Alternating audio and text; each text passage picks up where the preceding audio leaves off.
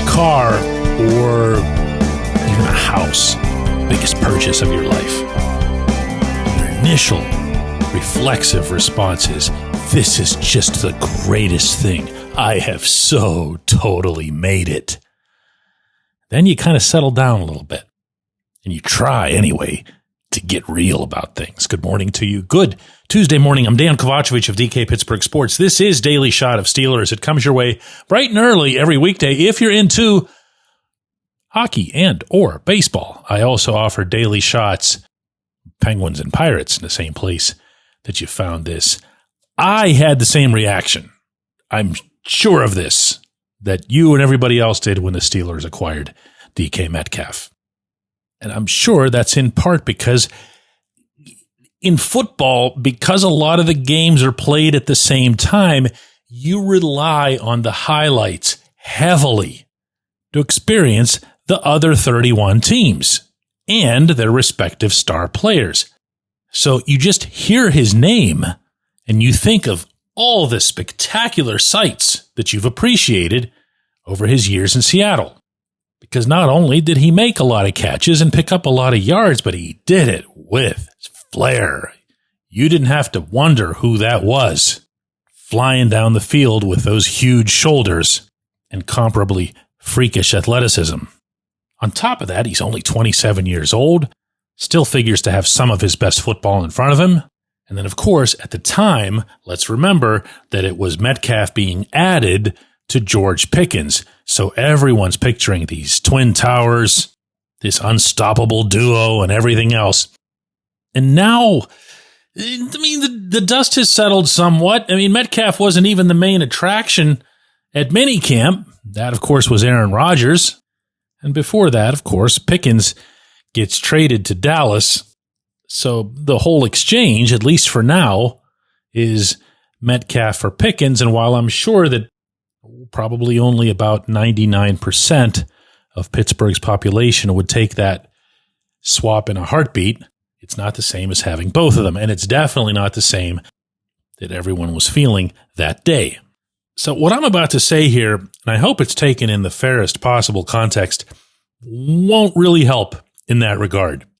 Because in looking at Metcalf's performance over the years with the Seahawks, he's never been a huge volume guy.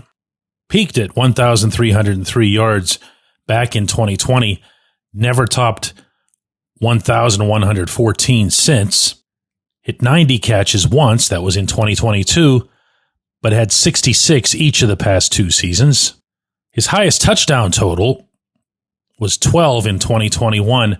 Since then, in the 3 years that followed, 6, 8, and 5 last year.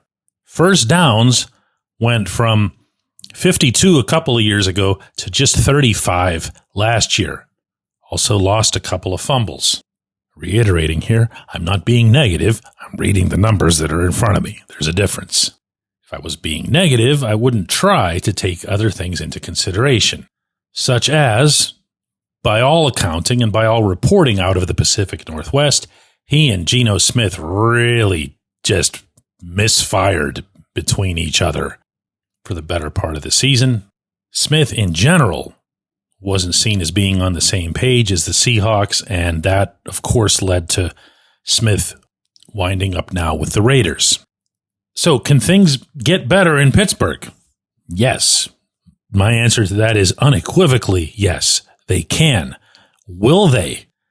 I believe so, and it's not just because if I'm going to pick between older quarterbacks, I'm going to take Rodgers over Smith 100 times out of 100.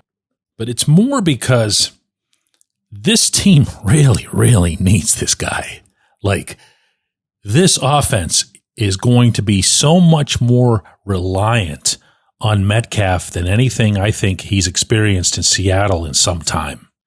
This past season, Seattle targeted Metcalf an average of 7.2 times per game. To me, your unquestioned number one wide receiver needs to have double-digit targets unless he's getting some bizarre extra coverage. You need to feed that player. My understanding from the inside is that the Steelers are prepared to oblige that need, even if they do as I'm expecting and go ahead and add a significant WR2. I'll also, in revisiting Metcalf's log from the 2024 season, look at the Seahawks' final few games. And I'm going to read these off to you in order. These are the Seahawks' final 7 games. And this is just the number of catches that Metcalf made in each game. This is in order, beginning at Thanksgiving and ending on January 5th. 4, 4, 4, 3, 3, 3, 3. Not once did he achieve, well, not that this is his achievement, it's the coordinator/quarterback's decision, but not once did he get targeted into double digits. That didn't happen after October 10 of the season.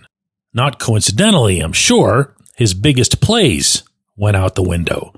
When you go to the earlier part of the season, back-to-back games in September, Metcalf was targeted a total of 20 times. Well, out of that, he got a couple of touchdowns, one of 56 yards and another of 71 yards.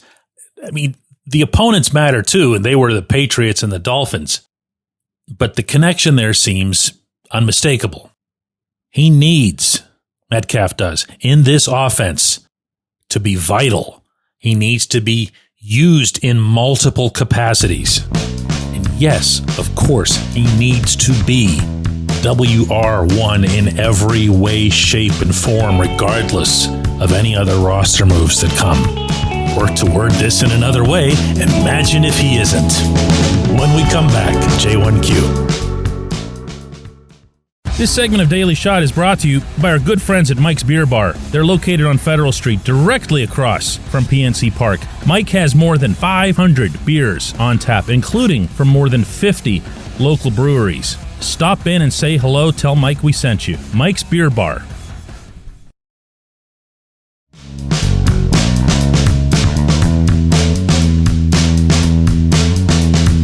Today's J1Q comes from John Malesko, who says, hey, DK, as far as WR2 goes, you saying that the position is not currently filled on the roster, my question is, do you see any scenario where Robert Woods doesn't make the cut, with DK Metcalf being WR1, Calvin Austin being the current WR2 on the depth chart, the team not giving up on Roman Wilson, Ben Skoranek having special teams value? Could Woods possibly be expendable?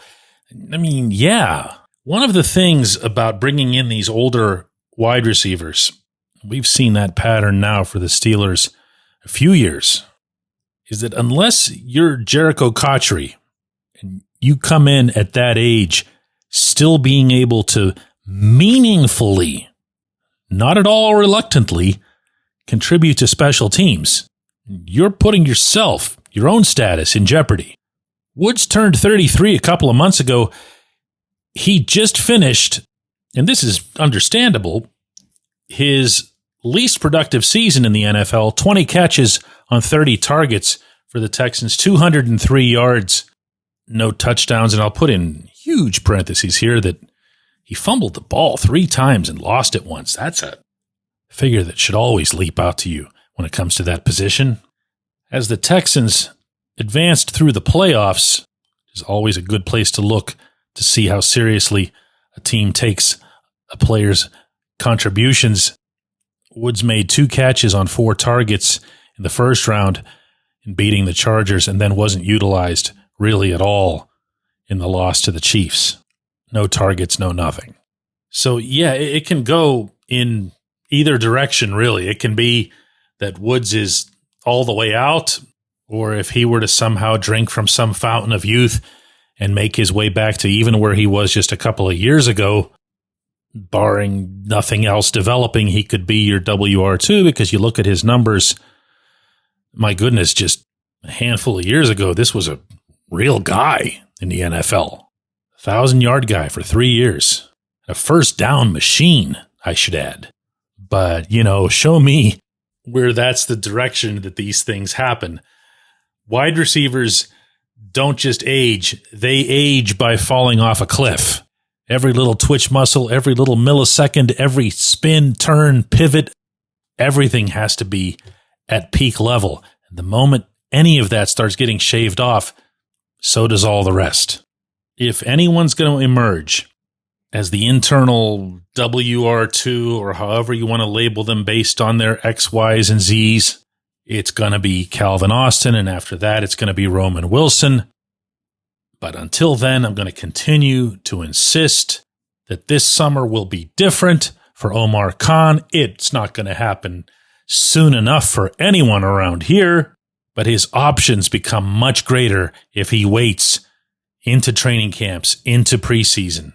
And I think he'd be smart to do exactly that. I appreciate the question. I appreciate everybody listening to Daily Shot of Steelers. Don't forget, we have a double shot of Steelers coming your way today at 4 p.m. Eastern.